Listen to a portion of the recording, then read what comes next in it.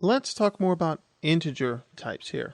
If we look at the basic types file again, and that's again in the scripting basics, we can come down here towards the second section of PHP code here. This is the first section and here's the second. We have a comment there and the other comment at the end. All that was commented out. We'll just save it. So it's all active now. Right click, refresh, and then we can see the other values. We've already taken a look at the upper values there. So now what we're dealing with is the fact that integers can represent our simple things here, where we have assignment of an integer to 1,000. We increment int by 1 here. $int is equal to $int plus 1 right here. And then we do it a different way with the plus equals. We add 1,000 to that value. And then here, minus equal, we subtract 500. Now you can also do the longhand notation here for int minus 1. Int is equal to int minus 1. And that's up to you. But this is the easier way, the last two. And this should give us a value of 1,501. And that's what you see here. 1,501. So that's how you can do some basic math to get things going for an integer. You can substitute this for whatever variables you want. And you've already seen how we have complex assignments and complex formulas. Anything with algebra, you can use the parentheses and things like that. We've taken a look at that in the language syntax, the basic language syntax. But that's basic for working with languages, and we'll see other things later. This is just really getting started with integers. Now, you might not have known that you can actually specify a octal or a hexadecimal value. And if you precede a integer value here with a 0, it's going to automatically use this value here as octal right here. And this is the decimal way with a regular numeric value here. So a leading 0 is going to indicate that this is going to be octal.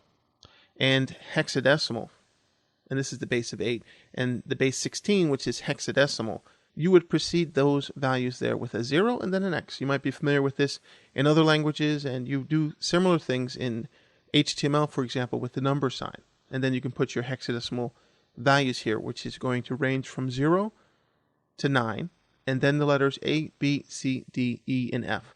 And that's going to represent 16. And then you can see that the values here are going to be output if we do an echo here at the bottom. And we just have an echo, just the variable names there, no big deal. And we'll look at that. So you can see these are the hex values. And if we go up further, we see the octal values. And then the decimal value, base of 10, base of 8, or base of 16. So this last one is 15. So that should be an F here. That should be an F right over here. And there it is. You can see how it's represented. Everything else is 0, and that's an F. So it goes from right to left.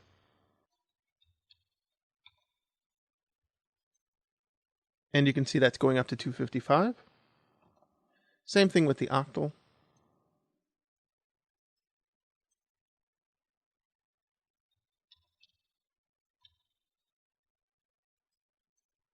As you can see, that's going to have a value of 1. So if you want to do anything with your octal values there, binary number is what we would call that. That's the base of 8, and then we have the 16. So very easy to represent binary numbers in PHP. So that's that for integers. And just note that you can put very, very large numbers here. PHP 4 might have a lower standard for how many decimal places you can have, but you can go pretty high here in PHP 5. Not a problem. Lots of zeros. So you can see that's represented down here. And if you're getting your salary up into these numbers up here, you're really doing okay.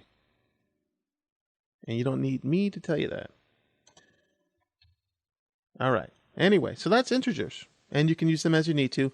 We'll get more into working with numbers and strings and all the different types as we progress through the training.